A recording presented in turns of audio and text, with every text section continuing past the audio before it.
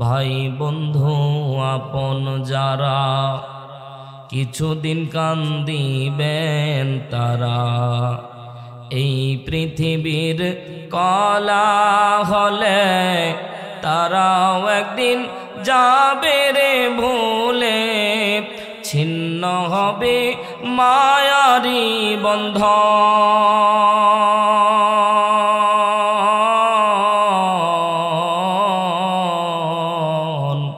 তুই মরিলে কান্দিবে কয়জন, ভাই বন্ধু আপন যারা কিছুকাল কান্দিবেন তারা, এই পৃথিবীর কলা হলে তারাও একদিন যাবে রে ভুলে, ছিন্ন হবে মায়ারি বন্ধন।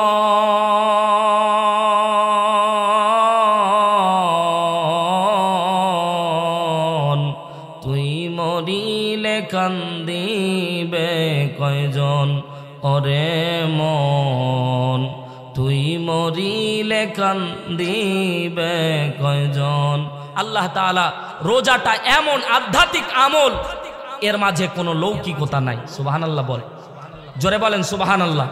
রোজার মাঝে কোনো লৌকিকতা নাই, এটা সরাসরি আল্লাহর জন্য। কেন? কারণ আপনি নামাজ পড়বেন, এখানে লৌকিকতা ডাইরেক্ট আল্লাহ বলছে ফাওয়াইলুল লিল মুসাল্লিন। আপনি যাকাত দিবেন, আপনার মনে থাকবে মানুষ আপনাকে দানবীর বলবে, আপনার একটা অহংকার তাকব্বরি কাজ করতেছে। হজ করতেছে, নাম দিবে আলহাজ, ঠিক না?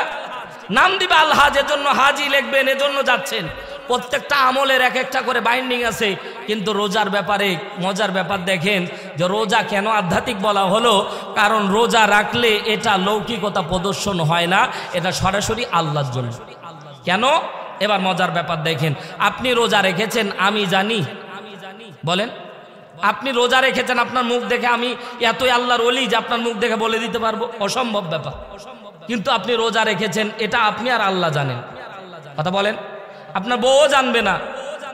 বউ রাত্রিবেলা ঘুমায় আছে, সকালবেলা ঘুমায় আছে, ফজরের নামাজ পড়ে আপনি ইচ্ছা মতো গোপন কক্ষে ঢুকে খাচ্ছেন, কেউ দেখতে পাচ্ছে। যখনই খাইতে যাবেন, যদি ইচ্ছাকৃত খেতেও যান, তাও মনে মনে কবে আল্লাহ তুমি দেখতেছো, মাফ করে দিও।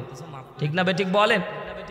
আপনি ডুব দিয়েছেন নদীর মধ্যে, মনে করলেন খাইতে গেলে কেউ যদি নক করে দেয়, কেউ যদি দেখে ফেলে, চিন্তা করে দেখলেন আমি নদীর মধ্যে ডুব দিব, পুকুরের মধ্যে ডুব দিব, আমি পুকুরের মধ্যে ডুব দিয়ে পেট ভরে পানি খাবো, দুনিয়ার কেউ দেখবে।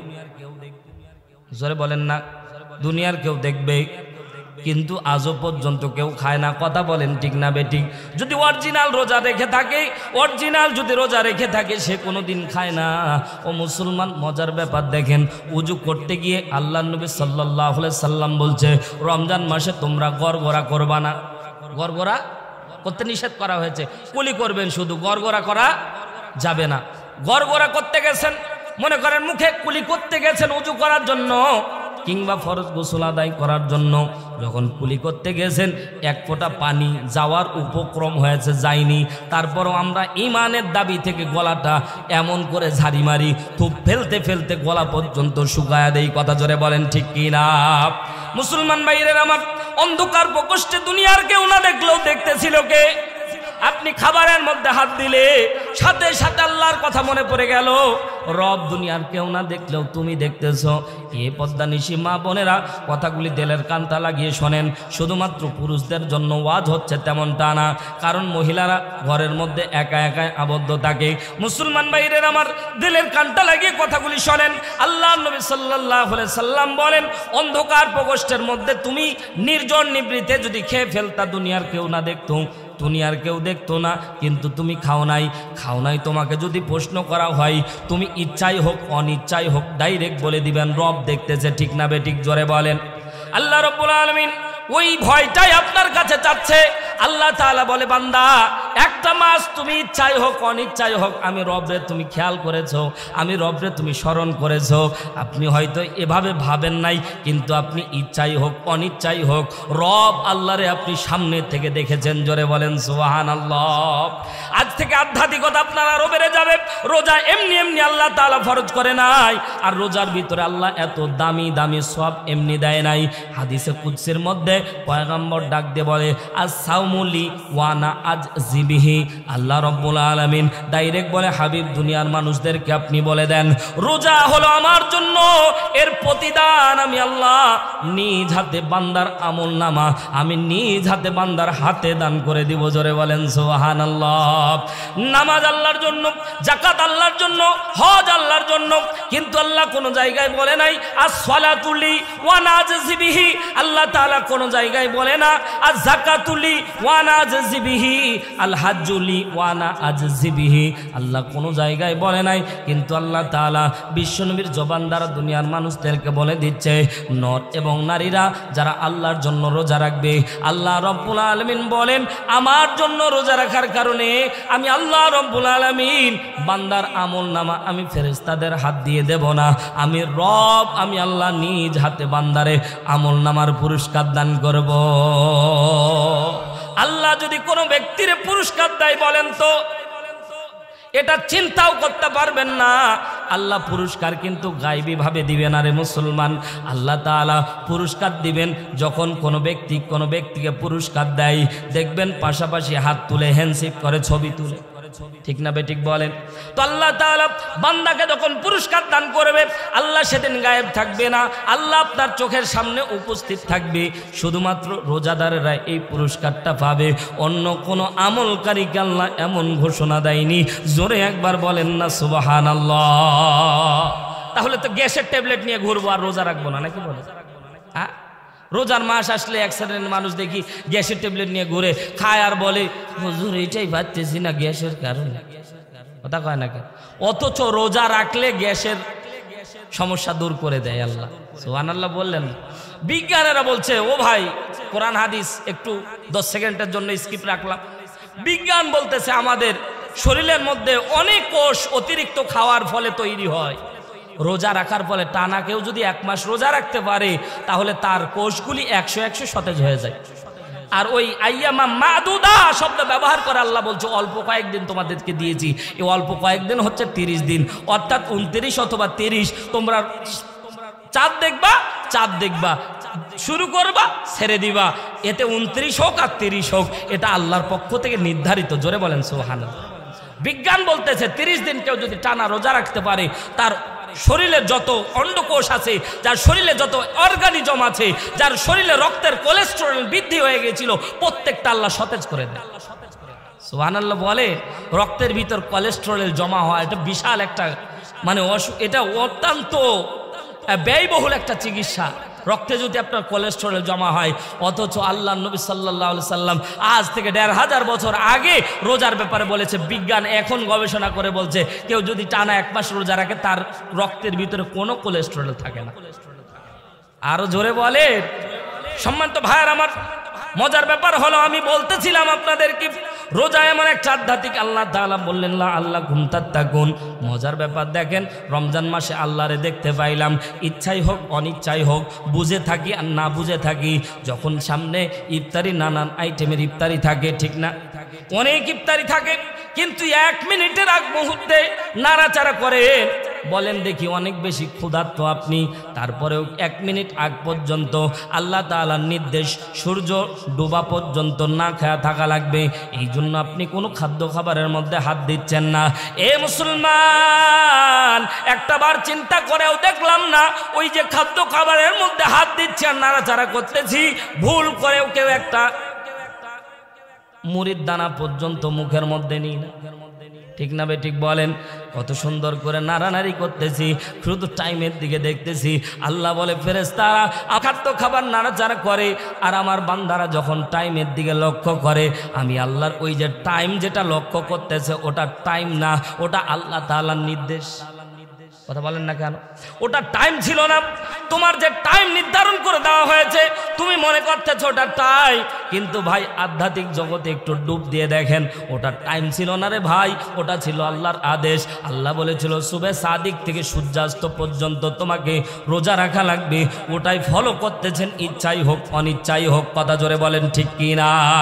মুসলমান ভাইরা আমার, রমজান মাসে আল্লাহরে ভয় করলেন, ইচ্ছাই হোক অনিচ্ছাই হোক, আল্লাহ তাআলারে দেখতে পাইলেন, ইচ্ছাই হোক অনিচ্ছাই হোক, আল্লাহরে বুঝতে পারলেন আল্লাহ আছে, আল্লাহরে ভয় করলেন। আল্লাহ তাআলা এজন্য তাত্তাকুন শব্দ ব্যাখ্যা করছে। ইত্তাকু মূল ধাতু, তাত্তাকুন তার থেকে এসেছে, ইত্তাকু থেকে তাত্তাকুন শব্দের ব্যাখ্যা করা হয়েছে। এই ইত্তাকুন শব্দ আল্লাহ তাআলা কোরআনের অসংখ্য জায়গায় বলেছে ভয় করো আল্লাহকে। ভয় করার অর্থে ইত্তাকু শব্দ ব্যবহার করা হয়েছে, ওই জায়গা থেকে তাত্তাকুন বলা হয়েছে। যারাই আল্লাহকে ভয় করে তারাই মুত্তাকিন। জোরে বলেন সুবহানাল্লাহ। মুসলমান ভাইরা আমার, দিলের কানটা লাগিয়ে কথাগুলি শোনেন। আল্লাহ রাব্বুল আলামিন বলছে, বান্দা রমজান মাসে কমপ্লিট ভাবে আমি আল্লাহরে তোমরা দেখতে পাইলা, আমি আল্লাহরে তোমরা ভয় করলা। কিন্তু বান্দা যখন সূর্য, যখন চাঁদ যখন উদিত হয়ে গেল, যখন শাওয়াল মাসের চাঁদ দেখা গেল, বান্দা তুমি আমি আল্লাহরে ভুলে গেলা। নামাজ ধরেছিল অসংখ্য বান্দা, কিন্তু রোজা যখন শেষ হয়ে যায় নামাজিরও খুঁজে পাওয়া যায়। কথা বলেন না কেন? কিছু নামাজি উদাও হয়ে যায়, আছে না নাই? এ আল্লাহর বান্দা, কিছু দেখবেন যারা সুদি ব্যবসা করে, রমজান মাস আসলে দেখবেন যে সারাদিন তারা সুদের কারবার করে না, আছে না নাই? কেন ভাই সুদি কারবার করতেছেন না? বলে রাতের দিকে দেখা করে। কথা হয় না? কথা বলেন, রাতের দিকে দেখা কইলো কেন? এখন রোজা আসি তো। ওরে সর্বনাশ, রমজান মাস আসলে সুদ করে, সুদের ব্যবসা দিনের বেলায় কন্টিনিউ করে না, রাত্রিবেলা করে। চালাকি জিজ্ঞাসা করি, দিনের বেলায় সুদের টাকাটা হাত দিলেন না, বললে আমি রোজা আছি। কথা বলেন না কেন? এ মুসলমান দিলের কানটা লাগিয়ে শোনেন, তারপরেও সুদখোর কিন্তু আল্লাহকে ভয় করেছিল। কথা বলেন ঠিক কি না? আল্লাহ তাআলা বলেন লাআল্লাকুম তাত্তাকুন। আল্লাহ এজন্য বলছে, বান্দা যখন চাঁদ উদিত হয়ে যাবে শাওয়াল মাসে, তখনও যদি আমি আল্লাহরে দেখতে পাও। বান্দা রমজান মাস চলে গেল, তুমি যখন সুদের টাকা আসবে তুমি হাত দিবা না, ঘুষের টাকা আসবে তুমি হাত দিবা না, বান্দা অন্যায় অবিচার আসবে তুমি সেই কাজে জড়াবা না। তুমি সাথে সাথে বলবা লা আল্লাকুম তাত্তাকুন, আমি আল্লাহরে ভয় করি।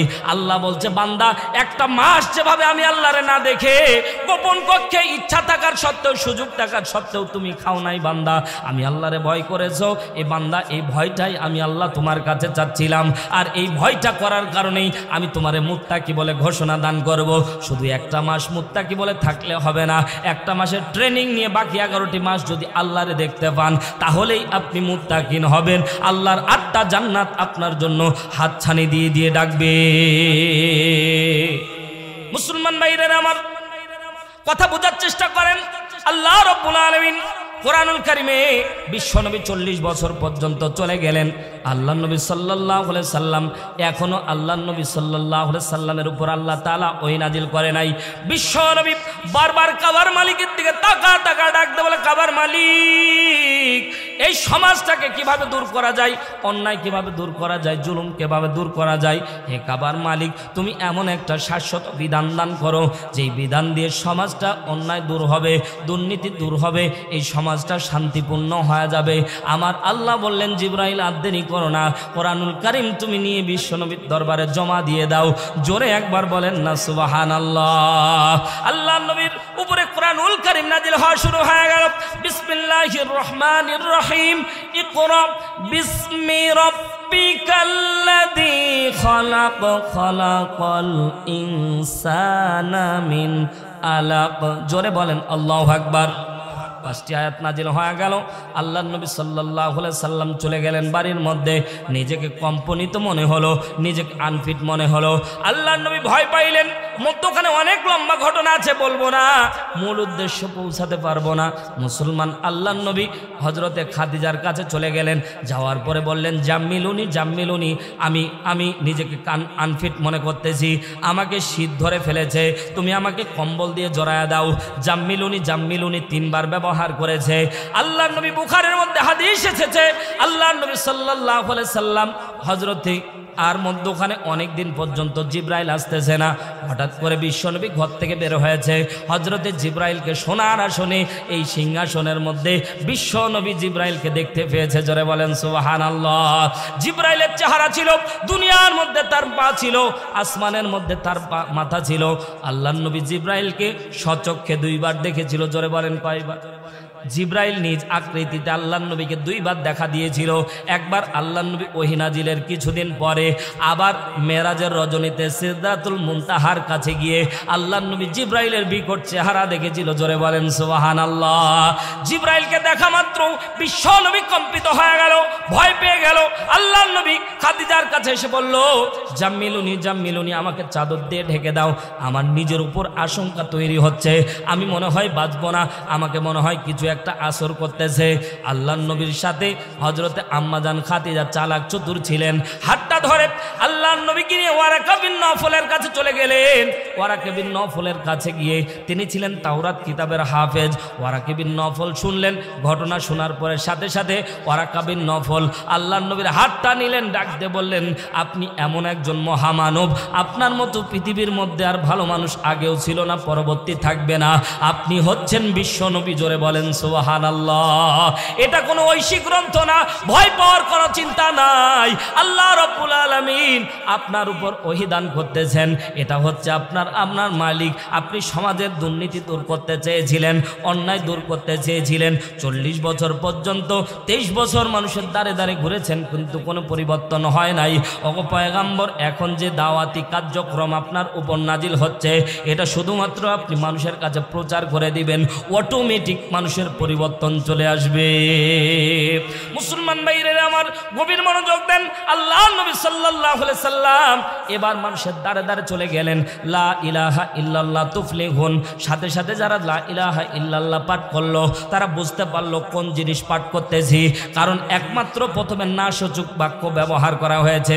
লা মানে নেই, ইলাহ ইল্লাল্লাহ, নেই কোনো ইলাহ আল্লাহ ছাড়া, নেই কোনো ইলাহ, জোরে বলেন, নেই কোনো ইলাহ আল্লাহ ছাড়া। আল্লাহ বলছে আগে যে শব্দ ব্যবহার করা হলো, লা মানে আগে না শব্দ।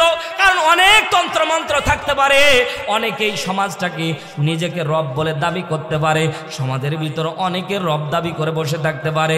এই জন্য আল্লাহ বলছে অনেক ইলাহ থাকতে পারে, অনেক রব দাবি করার ব্যক্তি থাকতে পারে। সব কিছুকে বর্জন করে একমাত্র ইলাহ আল্লাহর দিকে প্রত্যাবর্তন হওয়া লাগবে। জোরে বলেন সুবহানাল্লাহ। বিশ্ব নবী কোরআন নাজিল হয়ে গেল। আল্লাহ নবী মানুষের দ্বারে দ্বারে যখন চলে যাচ্ছে, অসৎ ব্যক্তিটা যখন কোরআনুল কারীমের ছায়া তলে আসে, ওই ব্যক্তিটা সোনার মানুষে পরিণত হয়ে যায়। হযরতে ওমর সমাজের ভিতরে আল্লাহর নবীকে এবার মারার জন্য চিন্তা ভাবনা করলো। দারুণ দোয়া বৈঠক করে আল্লাহর নবীকে মারার জন্য চিন্তা ভাবনা করলো, কিন্তু কারো সাহসে কুলাচ্ছে না আল্লাহর নবীকে মারবে। আল্লাহর নবীকে মারার জন্য ডাইরেক্ট বলা হলো 100 উট পুরস্কার দেওয়া হবে। তদানীন্তন সময় 100 উট মানে এখন কোটি কোটি টাকা, তার মানে কোটি কোটি টাকা উপহার দেওয়া হলো। হযরতে ওমর নাঙ্গা তরবারি উঁচু করে ধরলো। ঘটনা আপনাদের জানা আছে, জাস্ট আসেন পাস। মুসলমান গভীর মনোযোগ দেন। নাঙ্গা তরবারি নিয়ে হযরত ওমর দৌড়ায় চলে গেল।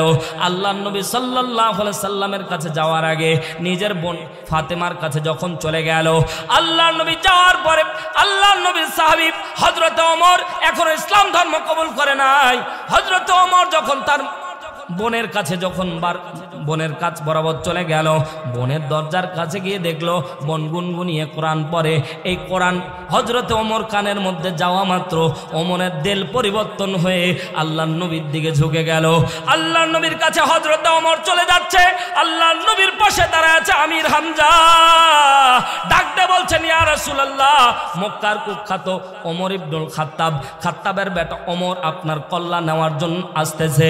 আল্লাহর নবী বললেন, বাধা দিও না, আমার কেমন জানি মনে হচ্ছে ওমর আমার কল্লা নিবে না, ওমর আমার পায়ের তলে তার তরবারিটা জমা দিয়ে দিবে। লিল্লাহে তাকবীর। হযরতে বিশ্ব নবীর কলিজার টুকরা চাচা আমির হামজা পাশে দাঁড়ায় গেলেন, ডাক দিয়ে বললেন, কোন রকমের খাত্তাবের বেটা ওমর যদি কোন রকমের আল্লাহর নবী আপনার দিকে ছুরিটা উঁচু করতে চাই, আমি খাত্তাবের মাথাটাকে উড়াইয়া দেব। জোরে বলেন আল্লাহু আকবার। মজার ব্যাপার এখানে আরেকটা ঘটনা আপনাদেরকে বলি। হযরতে ওমর যখন তার বোনের কাছে গেল, বোনের কাছে যাওয়ার পরে বোনকে বলল, তুমি কি ইসলাম ধর্ম কবুল করেছো? বলে, হ্যাঁ কবুল করেছি। সাথে সাথে হযরতে ওমর একটা চর মেরেছিল। হযরতে ওমর রাদিয়াল্লাহু রাদিয়াল্লাহু তাআলা আনহু কান্না জড়িত কণ্ঠে বোনকে ডাক দিয়ে বলছে, বোন তোমাকে এত পরিমাণে ভালোবাসি, খাত্তাব যেদিন মারা যায় তোমার হাতটা আমার হাতের মধ্যে দান করে দিয়েছিল। তোমার বিবাহ মক্কার তদানীন্তন সময় এত জাঁকজমকভাবে কারো বিবাহ দেওয়া হয় নাই। এবং তুমি খাত্তাবের ছেলে ওমরের বোন ওমর, হযরতে ওমর ডাক দিয়ে বলছে, বোন রে তোমারে আমি অনেক ভালোবাসি। হযরতে ওমর যখন দ্বিতীয় থাপ্পড় মারতেছিল, হযরতে ওমরের চোখের সামনে ফাতিমা নাম ছিল হযরতে ওমরের বোনের, ফাতিমা ডাক দিয়ে বলে, ভাই রে তুমিও খাত্তাবের বেটা, আমিও কিন্তু খাত্তাবের মেয়ে, ভুলে যেও না আর একটা আঘাত যদি আমার স্বামীর দিকে করতে যাও তুমি ওমরের কাল্লা দ্বিখণ্ডিত করে দেব। জোরে বলেন সুবহানাল্লাহ। ইসলাম কাকে বলে? ইসলাম কাকে বলে? মুসলমান ভুলে গেলে চলবে না। মুসলমান এত দামি, মুসলমান এত দামি। বদরের কথা বলতেছিলেন রমজান মাসে, মুসলমান বদরের ইতিহাস যেন আল্লাহ তাআলা কোরআনে সূরা আনফালের ভিতরে স্পষ্ট চিত্রভাবে জানায় দিয়েছে। আল্লাহ আসমান থেকে দলে দলে ফেরেশতা নাজিল হয়েছিল দুনিয়ার মধ্যে। সাহাবায়ে কেরাম তরবারি ঘোরানোর আগে ফেরেশতারা তাদের কাল্লা ফেলে দিত। জোরে বলেন সুবহানাল্লাহ। এই জন্য আল্লাহ তাআলা বিশ্ব নবীকে বলছেন, নাসরুম মিনাল্লাহ ওয়া ফাতহুন করিব ওয়া বাশশিরিল মুমিনিন। ঈমানদারদেরকে বলে দিবেন তারা ঈমান নিয়ে যদি অগ্রসর হতে পারে বিজয়ের মালা আল্লাহ তাআলা আসমান থেকে পরায় দিবে। মুসলমান ভাইদের আমার, হযরত ওমর চলে যাচ্ছে, আমির হামজা ডাক দিয়ে বলছেন, রাসূল হযরত ওমর যদি তরবারি জমা না দেয় হযরত ওমরের কাল্লা দ্বিখণ্ডিত করে দেব। হযরতে আমির হামজা ডাইরেক্ট দাঁড়ায় বললেন, আস্তে করে হযরত ওমর তরবারি জমা দিয়ে ডাক দিয়ে বললেন, নবীজি হাতে হাত রেখে কালেমা পড়ে মুসলমান বানায়া দেন। খাত্তাবের বেটা আর খাত্তাবের বেটা থাকতে চাই না, হযরতে ওমর ফারুক হতে চাই। জোরে বলেন সুবহানাল্লাহ। হযরত ওমর যখন জাহানের দ্বিতীয় খলিফা হলেন, হযরত ওমর মাঝে মাঝে নির্জন নিবৃতে কান্না করতেন আর মনে মনে চিন্তা করতেন। সাহাবায়ে কেরাম ডাক দিয়ে বলেন, ওমর কান্না করো কেন? ওমর ডাক দিয়ে বলবেন, আমি একটা রাখাল ছিলাম, আমি খাত্তাবের কিছু বকরি চড়াইতাম, আমার মধ্যে থেকে একটা বকরি যখন নেকড়ে এসে খেয়ে নিত, খাত্তাব যখন হিসাব চাইতো আমার কানের মধ্যে থাপ্পড় মেরে মেরে হিসাব নিত। এই সাহাবীরা শুনে নাও, আজকে শুধুমাত্র ইসলাম ধর্ম কবুল করার কারণে আজকে খাত্তাবের বেটাকে আল্লাহ দ্বিতীয় ওমর বানায় দিয়েছে, দ্বিতীয় খলিফা আজকে বানায় দিয়েছে। আবু জেহেল পর্যন্ত ইসলামের ছায়াতলে না আসার কারণে তার নাম এত পরিমাণে ঘৃণিত হয়েছে, তার নাম নেওয়ার লোক খুঁজে পাওয়া যায় না, বরং তার বাড়িটা পর্যন্ত বাথরুম হয়ে গেছে। ইসলামের সাথে যারা চূড়ান্ত দুশমনী করবে আল্লাহ তাআলা তাদেরকে নাস্তে নাবুদ করতে এক সেকেন্ড সময় নেবে না। কথা জোরে বলেন ঠিক কিনা? মুসলমান ভাইরা আমার, একটা জিনিস মাথায় রাখেন, বুঝাতে চাচ্ছি, ফামান তাবিয়া হুদায়া। আল্লাহ রাব্বুল আলামিন কোরআনুল কারীম বলতেছে, একটা জিনিস আপনাদেরকে মেসেজ দেওয়ার জন্য এত দূর নিয়ে আসলাম, মুসলমান একটু গভীর মনোযোগ দেন। আল্লাহ তাআলা সেই কোরআন এখনো আমাদের সমাজে আছে, কিন্তু ভাই কোরআন হচ্ছে মাহাজুর অবস্থায় পড়ে আছে। এই জন্য আগামীর দিন শপথ নেওয়া লাগবে, কোরআনটা বাংলার জমিনে কায়েম করতেই হবে। কথা জোরে বলেন ঠিক কি না? এই পথে সামিল হলে কপাল খুলে যাবে, আর না সামিল হতে পারলে কপাল পুড়ে যাবে। কত কত নেতার সৈনিক দেখলাম, মরার পরে কেউ আপনার পাশে আসবে না, পাশে যদি আসে কোরআন আসবে।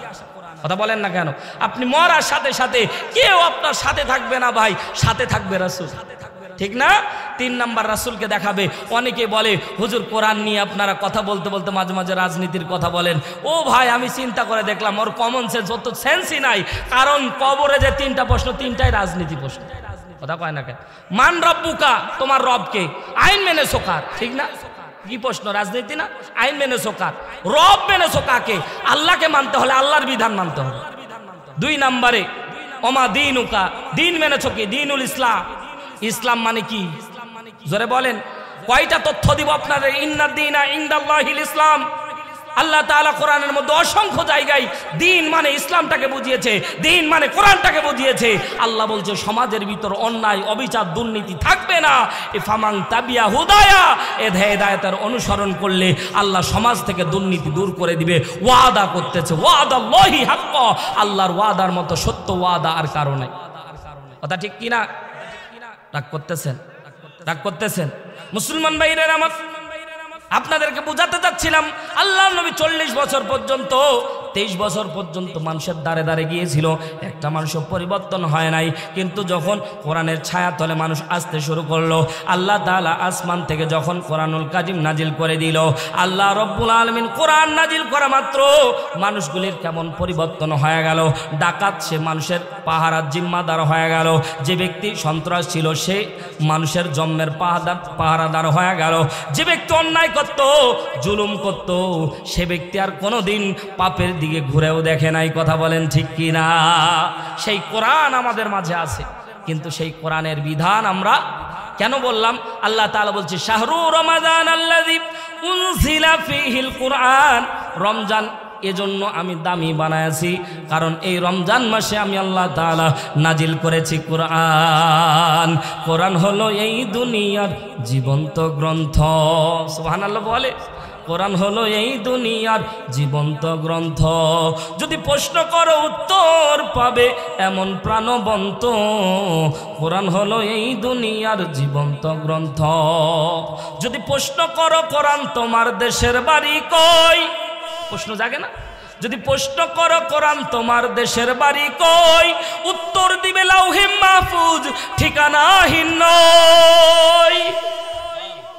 সাথে সাথে পাবে এমন প্রাণবন্ত। কোরআন হলো এই দুনিয়ার জীবন্ত গ্রন্থ।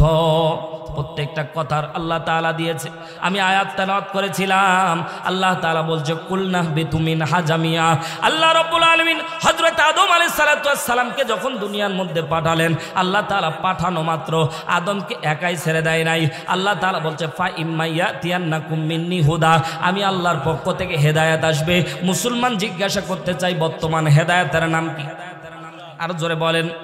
এ পদ্মানি সীমা বোনেরা, কথাগুলি তেলের কানটা লাগিয়ে শোনেন। আল্লাহ তাআলা বলছে ফা ইম্মা ইয়াতিয়ান্নাকুম মিন্নি হুদা, যে হেদায়েতের গ্রন্থ তোমাদের কাছে যাবে এটা তোমরা কমপ্লিট ভাবে গ্রহণ করে নিবা। কমপ্লিট ভাবে গ্রহণ করে নিলে কি হবে? আল্লাহ বলছে ফামান তাবিয়া হুদায়া, এই হেদায়েতের গ্রন্থ যদি কমপ্লিট রূপে গ্রহণ করতে পারো, আল্লাহ বলছেন ফালা খাউফুন আলাইহিম ওয়ালা হুম ইয়াহজানুন।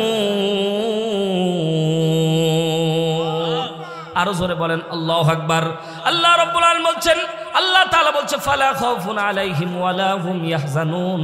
বান্দা তোমার ভয় থাকবে না, চিন্তা থাকবে না, আমি আল্লাহ তোমার ভয় ভীতি দূর করে দেব। জোরে বলেন সুবহানাল্লাহ।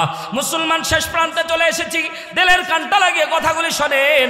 আল্লাহ তাআলা বলছে বান্দা ভয় থাকবে না, চিন্তা থাকবে না। এখন বলেন তো কোন সময় ভয় থাকবে না, চিন্তা থাকবে না? এমন একটা সময় যে সময় মানুষের এইটার দরকার, আল্লাহ তাআলা সেই সময় মানুষকে দান করবে। একটা সময় মানুষের সম্পদ কাজে আসে না, একটা সময় মানুষের ক্ষমতা কাজে আসে না। জিজ্ঞাসা করতে চাই সময়টার নাম কি? মাশাআল্লাহ আলহামদুলিল্লাহ, কিয়ামত না ভাই, মৃত্যুর সময়। ঠিক না? মৃত্যুর সময়। সম্পদ আছে কোটি কোটি টাকার মালিক, আজরাইলকে ঘুষ দেওয়া যায়? জোরে বলেন। কবিরাজ পাড়ায় তো আপনারা দিতে পারেন মনে হয়। আওয়াজ শুনে মনে হচ্ছে হুজুর 10 লাখ টাকা নিয়ে বেড়াচ্ছে, আজরাইল আসলেই দিয়ে দিন, নাকি বলেন? এ মুসলমান, একটা জিনিস মনে রাখেন, একটা জায়গায় মানুষ মাহজুর হয়ে যায়। ক্ষমতা আছে রাষ্ট্রপতি জিল্লুর রহমান যখন ক্ষমতায় ছিল, হাই সিকিউরিটি নিয়ে বেড়াইতো, অনেক বডিগার্ড ছিল। কথা বলেন না কেন? বাস্তব উদাহরণ দিলেই বুঝতে পারবেন। জিল্লুর রহমান রাষ্ট্রপতি বসা, এমন তা অবস্থায় চেয়ার থেকে, ওই জায়গা থেকে আল্লাহ তাকে নিয়ে গেছে। ঠিক না ঠিক বলেন? কত বডিগার্ড নিয়ে ঘুরতো, বডিগার্ড নিয়ে বেড়াই। আমি বলি তুমি বডিগার্ড নিয়ে বেড়াও, কিন্তু রুহু গার্ড তোমার নাই। রুহু জায়গা মতো সময় মতো চলে যাবে। কথা জোরে বলেন ঠিক কিনা? প্রাণ পাখি উড়ে যাবে পিঞ্জির ছেড়ে, ধরা ধামে সবই রবে, তুমি যাবে চলে। ঠিক না? প্রাণ পাখি সময় মতো চলে যাবে, কিন্তু ধরা দামে তুমি পড়ে থাকবা একাই। কথা জোরে বলেন ঠিক কি? মুসলমান ভাইরা আমার, মানুষ মৃত্যুর সময় মাহজুর হয়ে যায়।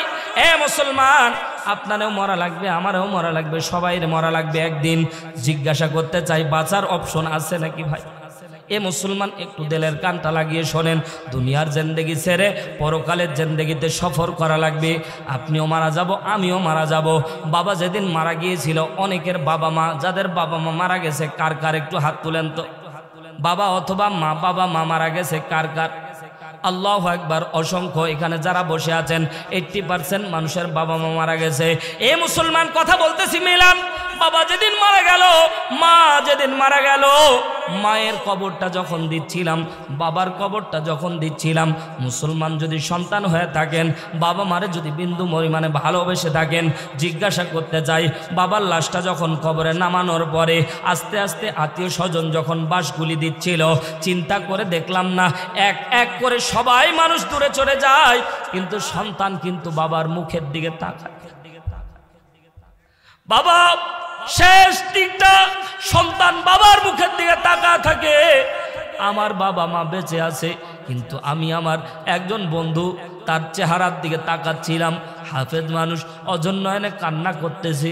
আর শেষ বাসটা যখন মুখের উপরে দিচ্ছিল, বন্ধু আমার বলতেছিল, আত্মীয় স্বজনেরা শেষ বাসটা দিও না। এই আল্লাহর বান্দারা, বাবা মা যাদের নাই তারা দুনিয়ার মধ্যে কত বড় একটা নিয়ামত আল্লাহ তাআলা দিয়ে। বাবার লাশটা যখন রাখতেছিল, শেষ বাসটা যখন মুখের উপর দেয়, অনেকের কলিজা ছিঁড়ে যায়। এই আত্মীয়রা, একটু দেরি করো, বাবার মুখটা একটু দেখি।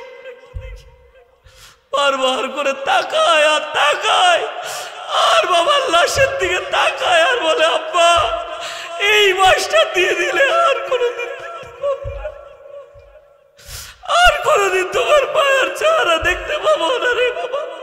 বারবার মায়ের চেহারার দিকে তাকায় আর কান্না করে, বাবা ও মা, এই শেষ দেখা দেখে নিলাম, আর কোনোদিন ডাকলেও খোকা বলে তুমি সারা দিবে।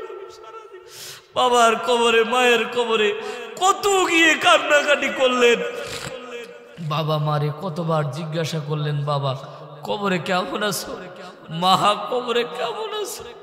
আল্লাহর কসম, কবর থেকে কোনো আওয়াজ আসে না। আল্লাহর নবী হযরতে আলীর হাতটা ধরে বলছে, এই আলী, জানো কবরের কাছে সন্তান যখন অবুঝ নয়নে প্রশ্ন করে আর জিজ্ঞাসা করে, বাবা কেমন আছো, মা কেমন আছো, কবর যদি উত্তর দিতে পারত, ওই বাবা মা একটা শব্দ বলতো, আল্লাহকে ভয় করো আর আমার জন্য একটু দোয়া করো। বাবার লাশটা যখন কবরে রাখতেছিলেন, শেষ মুখটা বারবার করে চাহনি দিয়ে দেখে, এ বাবা এই যে রাখতেছি আর তো দেখতে পাবো না, এ বাবা আর কোনোদিন বাবা কয়া ডাক দেবো, কিন্তু তুমি তো সারা দিবা না। বারবার করে শেষ চাহনিটা দেয়। ও ভাই রেখে দিয়ে চলে আসেন। কিছুদিন পর মাটি দিয়ে কবরের মধ্যে গাছ জন্ম নেয়। ওই যে শুরুতে বললাম, আত্মীয় স্বজন কিছুদিন কাঁদে, তারপর আস্তে আস্তে দুনিয়ার মায়া জালে বাবা মারে পর্যন্ত ভুলে যায়। ঠিক না? আপনার বেলাও আমার বেলাও একই ঘটনা ঘটবে। এ আল্লাহর বান্দা, দুনিয়া ছেড়ে বিদায় নিয়ে চলে যাব, ঠিক না? দুনিয়াতে কেউ থাকতে পারবো না, তাকব্বরি মাতব্বরি যতই থাকুক না কেন, কবর একটা আধ্যাত্মিক জায়গা। এই কবরে আপনারা আমারে যাওয়াই লাগবে। নাস্তিক আল্লাহ বিশ্বাস করে না, পরকাল বিশ্বাস করে না, কিন্তু মৃত্যু বিশ্বাস করে, ঠিক না? মৃত্যু বিশ্বাস করে। এ আল্লাহর বান্দারা, একটু দিলের কানটা লাগিয়ে শোনেন। আল্লাহ বলছে, বান্দা তুমি যখন মাহজুর হয়ে যাবে, ক্ষমতা তোমার সামনে কাজে আসতেছে না, আজরাইল তো চলে এসেছে, তোমার সামনে অনেক সম্পদ কাজে আসতেছে না। বলেন কোন সম্পদ কাজে আসতেছে? 10টা সন্তান গ্রামের মধ্যে থাকলে তার লাঠির জোর থাকে, ঠিক না? লাঠির জোর থাকে, বলে আমার সন্তান আছে, গায়ে হাত তুলে দেখ আমার সন্তান তোর কলিজা ছিঁড়ে নেবে, ঠিক না? জোরে জোরে কথা বলে, সন্তানেরা দাঁড়ায় আছে, কেউ কাজে আসে না। আল্লাহ তাআলা ওই সময় বান্দার মাথার উপর হাতটা বোলায় বলছে, ফালা খাউফুন আলাইহিম ওয়ালা হুম ইয়াহজানুন ফামান তাবিয়া হুদায়া। ওই যে হেদায়েত অনুসরণ করেছিলা, আমি আল্লাহ তোরে ভুলে যাই নাই বান্দা। এই মুহূর্তে তোর সম্পদ কাজে আসে না, এই মুহূর্তে তোর ক্ষমতা কাজে আসে না, এই মুহূর্তে তোর সন্তান কাজে আসে না, আমি রব তোরে ভুলে যাই নাই। আমি বলছি ফালা খাউফুন, ভয় নাই, ভয় নাই, ওয়ালা তাহজানু, চিন্তাও নাই, আমি আল্লাহ তোরে আপনায় নিয়েছি জান্নাত দেওয়ার। আল্লাহ তাআলা আপনারে আমারে যদি এইরকম গাইবি আওয়াজ দিয়ে ডাক দেয়, ও ভাই চিন্তা থাকবে। আর একটা আয়াত সামনে নি, সূরা হামিম সিজদা 30 নম্বর আয়াত। আল্লাহ তাআলা বলছে, ইন্নাল্লাযীনা, নিশ্চয় যারা কলু বলে রব্বুনাল্লাহ, আমার রব আল্লাহ, সুম্মাস্তাকামু, এর উপর ইস্তেকামত থাকে, জীবন চলে যায়, ক্ষমতা চলে যায়, চাকরি চলে যায়, সব চলে যায় রবকে। জোরে বলেন রবকে। আল্লাহকেই মানবো, কাউকে মানবো না, ঠিক না? আজ থেকে নিয়ত করবো কাউকে মানবো না, আল্লাহরই মানবো। তো আল্লাহ তাআলা বলছে, যখন বান্দা তুমি আমার এই রব হিসেবে মেনে যখন তোমার মৃত্যু যখন উপনীত হয়ে গেছে, আমি আল্লাহ ঘোষণা করে দিলাম, তাতানাজ্জালু আলাইহিমুল মালাইকা, আসমান থেকে তোমার জন্য আমি আল্লাহ দলে দলে ফেরেশতা নাজিল করব। আল্লাহ তাআলা বলছে তাতানাজ্জাল, মুজারের সিগা, আল্লাহ বলছে দলে দলে আসবে। আল্লাহ তাআলা বলছে মালাইকা মানে বহু বচন, মালাকুন এক বচন, মালাইকা বহু বচন। আল্লাহ বলছে এত সংখ্যক ফেরেশতা আসবে, বান্দা তোমার ভয় থাকবে না।